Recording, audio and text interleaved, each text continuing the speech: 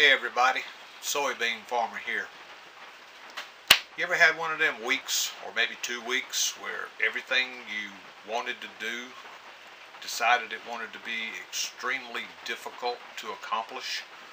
All sorts of little obstacles decided to get in the way, like just trying to get the parts to fix something you wanted to fix. Took a week to get my hands on this. Oil pressure switch or sensor for a John Deere 4020 tractor. This thing, I started looking at it, it was leaking. I said, I gotta fix that, just replace it. Well, I started looking at it on the tractor.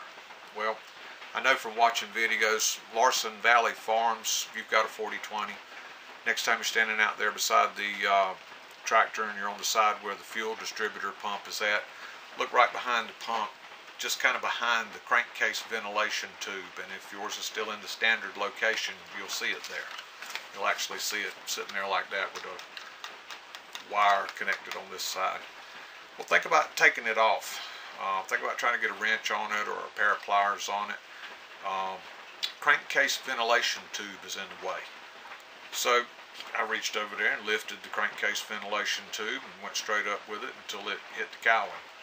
And it wouldn't go high enough to clear the frame and let me just slide it out of the way.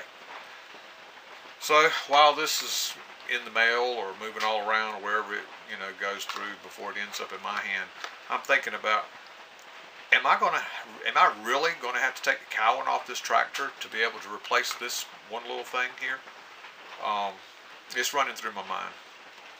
I run into a buddy and I'm telling him about it, and he smiles. He sees I'm all fired up about a lot of things I got going on, and he lets me wind down. He says, hey, why don't you just take a deep well socket and an extension and pull the wire off and slide it down on it and spin it out?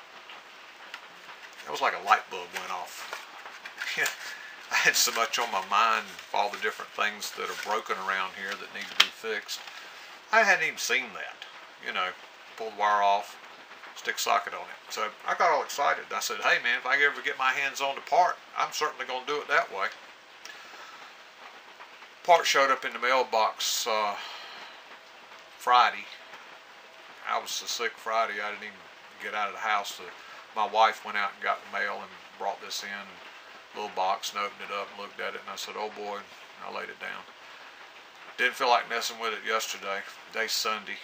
I felt a little better, so this afternoon, in between rain showers, I decided, hey, this is going to be so simple. All I'm going to do is walk over to the toolbox. I'm going to pick up this set of sockets. I like these little bar things for keeping sockets on. And I'm going to find the one that fits. So I'm going to go, that's too big, that's too big, that's too small. Okay, that's too small. That's too big, and that's too small. And I don't currently own the one that's in between the 1 1/16 and the 1 inch. So, something that simple that I wanted to go do, roadblock. I don't have the tool to be able to go do it. So I guess tomorrow, Monday, I'll ride up to Harbor Freight in Raleigh and buy myself a set of deep well metric sockets, because I need that metric one that's right in between these two here that I don't currently own. But hey, at least I see how this is going to be accomplished. So it's gone from, oh my, I'm going to have to pull the cowling off of that 4020 tractor to replace this one little part, to I can do it with a deep well socket as soon as I own the correct size deep well socket. Well, that was okay. That's where that project's at. Still another little obstacle, but hey, we're going to overcome. Thursday, I come home from work and my wife has another little package for me out of the mailbox. This right here. Finally found the right place that would order this for me. This is the complete rebuild kit for that carburetor on that Honda ATV. I said, oh boy, got to part. Of course, Friday I'm not feeling like messing with it. Saturday I'm not feeling like messing with it. This morning I got to talking to a friend on the phone about this, and I said, yeah, I finally got the parts, and I'm going to, take the rest of the jet side of it and just put these in it and put it all back together, and I'll be able to ride my Honda. He said, listen, if those jets are as clogged up as you're saying they are, you're wasting your time. It's not going to run right. It's not going to be a restoration unless you take that carburetor body to some place that's got an acid vat and get them to dip it. He said there's little tiny passageways inside of there that are just as clogged up as the jets are. And I thought about it, and I said, well, one side of me, that little smaller side, said, I heard that, and the other side of me that strives to always do things right was glad that I heard that. So now the obstacle or the dilemma with this project is finding a place around here that has acid vat that you can dip a carburetor body into to get it really cleaned up.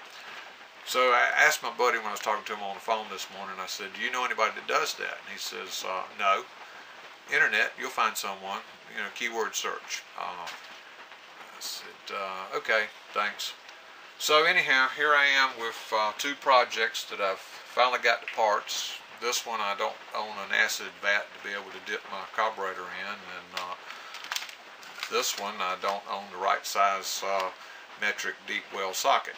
So getting a little closer with these projects to being able to actually do something with them and get them completed and move on to some more projects that I want to get done.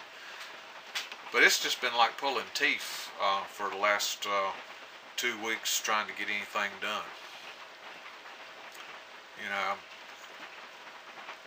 I've thought about it and I said, okay, tribulation, a little bit of tribulation here. We'll work through it. We'll find the parts, we'll get the answers, we'll get it all put together. So that's where I'm at with these two projects.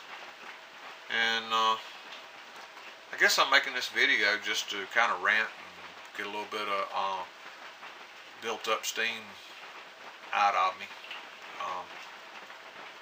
So I guess thanks for watching, and thank you to all the people that have subscribed to my channel, and thank you to everybody who comments. I do enjoy the interaction comments with people. Thank you.